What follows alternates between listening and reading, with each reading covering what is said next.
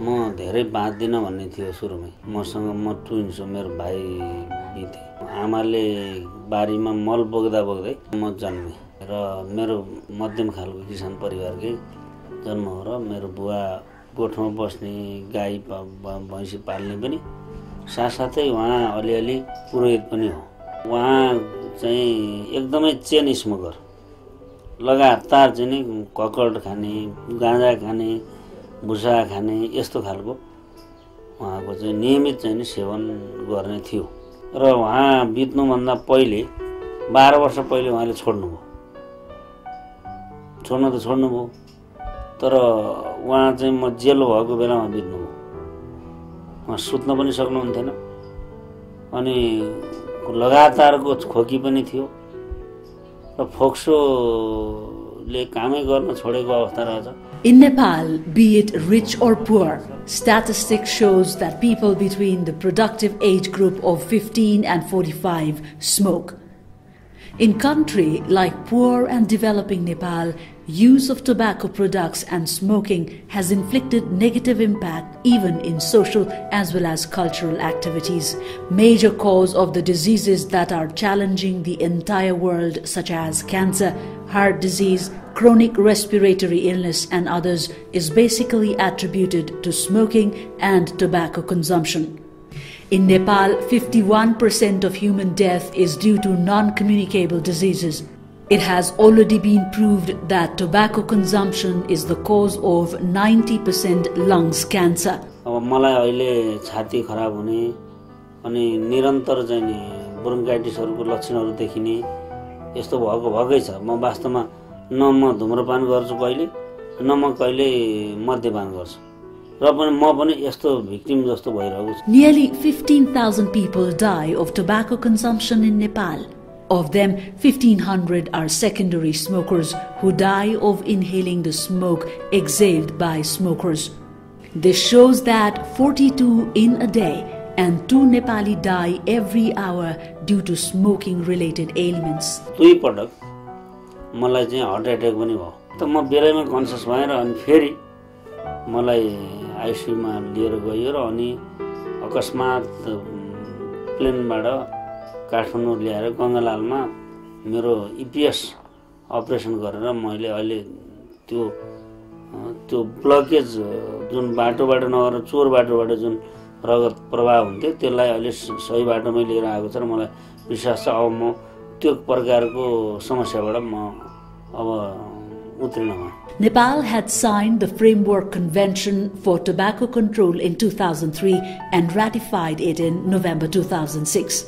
And there is a ban in place on advertisement of tobacco and alcohol products through electronic media since 1998. Similarly, smoking in public places has been prohibited since 1998. National Health Education and Information and Communication Center NHEICC has been designated as a national focal point for tobacco control from the Ministry of Health and Population.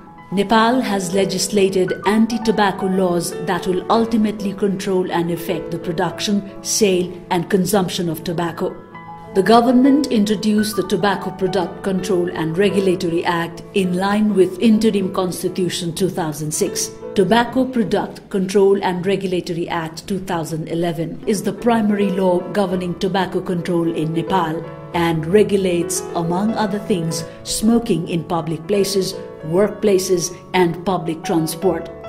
The Act prohibits selling cigarettes and tobacco products to people below 18 years of age and pregnant women. Some characteristics such as fine and penalty to those violating the Act and the provision of health tax has incorporated in the Act. The Act also prohibits any kind of promotion, advertisement and sponsorship to promote tobacco. The law requires warning messages and pictures occupying 75% of the total outside surface of the packaging message regarding the prospective harms of consuming cigarette, bidi and tobacco as asked by the Ministry of Health and Population. Such pictorial health warning messages is believed to be an effective tool to promote public awareness against tobacco health hazards such as cancer, heart disease, asthma and cough to entire Nepalese, especially to more than 50% of smokers, most of whom are illiterate.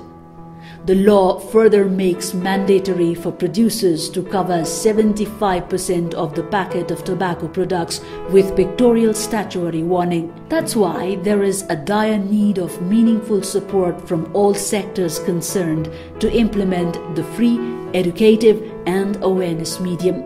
Nepal has become the first country in South Asia and second in the world to raise awareness against smoking and using tobacco products after implementing the provision of covering 75% of the packaging space for cigarettes and other tobacco products with pictorial health warnings.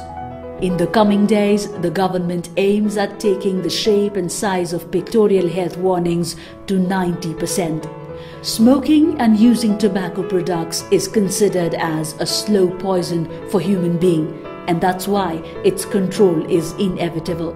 धेरै पटक मुद्दामा हामीले गर्दै अब सुर्तीजन्य उत्पादनहरुमा 75% त्यो सन्देश दिनुपर्ने हानिकारक छ भन्ने सन्देश दिनुपर्ने कुरामा कार्यान्वयन नगर्न पटक पटक मुद्दा दिने उद्यमीहरुले त्यो काम गर्ने जुन गरिरहनु भो त्यो कुरा चाहिँ जब अदालतले कार्यान्वयन गर भनेर भनिसकेपछि नि कार्यान्वयन नभएपछि म आएपछि पहिलो यसलाई प्रायोरिटी दिए दुईटाले मात्रै त्यो मेसेज दिएका थिए अहिले लगभग त्यो बढेर 21 देखि 29 पुगेको छ मैले आफैले बजारमा इन्टरभेन्सनको अभियान सुरु गरे व्यक्तिले गरेर हुँदैन सिस्टमले गर्नुपर्छ भन्ने कुरामा बहुत सचेत छु त्यसकारण देशभरिका जिल्ला प्रशासन कार्यालयका सहायक जिल्ला अधिकारीहरू यसको अनुगमन र कार्यान्वयनकर्ताहरू हुन् मैले पाँचै विकास क्षेत्रमा बैठक राखे र उहाँहरूलाई प्रभावकारी कार्यान्वयनका लागि निर्देशन गरियो तर मेरो प्रायोरिटी नै सुर्तीजन्य पदार्थमा ट्याक्स बढाउने थियो त यो टिन एजमा मान्छेका विभिन्न सपनाहरू हुन्छन् हो त्यो एजमा हामीले यसमा ट्याक्सेसन बढाइदियौं भने त्यो उमेर समूहले प्रयोग गर्दैन र अहिले नेपालको स्वास्थ्य क्षेत्रको उपचार क्षेत्रमा हुने खर्चको 50% भन्दा बढी खर्च यसमा नसर्ने रोगहरुमा बढी छ ती बढी हुनुमा सुर्तीजन्य पदार्थको योगदान कम्तीमा पनि 15 देखि 20% र 25 सम्म पुगेको छ र म अब अहिले सुर्तीजन्य पदार्थको नियमन नियन्त्रण सम्बन्धी निर्देशिकामा त्यो अन्तर्राष्ट्रिय सम्मेलन अनुसार WHO को फ्रेमवर्कमा हामी जान पर्छ जस्तै भुटान पनि गइसक्यो श्रीलंका गइसक्यो यो सार्वजनिक हामी धेरै देशहरु गइसकेका छन् र अब भारत पनि हामी भन्दा कतिपय कुरामा ट्याक्स बढाउने कुरामा हामी भन्दा अगाडि बढिसक्यो पिक्चरियल मेसेजको हकमा हामी दोस्रो छौं संसारभरि अब यसलाई 90% बनाउनु पर्छ भन्नेमा म चाहिँ छु र अब जहाँसम्म ट्याक्सेसन र यसको एक्सन प्लानको सम्बन्धमा जान्न पर्ने हामी हो यसका बारेमा पनि अब क्याबिनेटमा नयाँ प्रस्ताव लान छिटै तयारी गर्दै छु The planned provision of increasing tobacco tax from 35% covering product package up to 90% by colorful health warning and statutory warning and penalizing those violating the law provisions and several other people-centered work and initiatives prioritized by the Minister for Health and Population has been hailed from all quarters.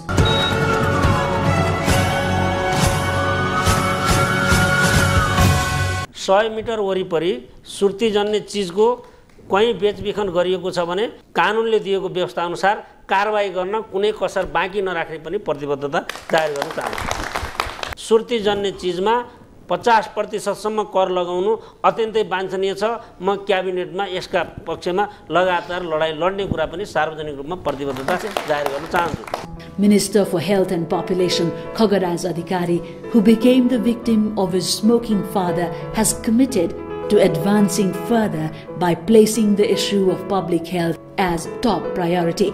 he renews his commitment to actively working on minimizing the impact of smoking and using tobacco products and reactivate the controlling and regulating drive so as to build and develop a healthy society.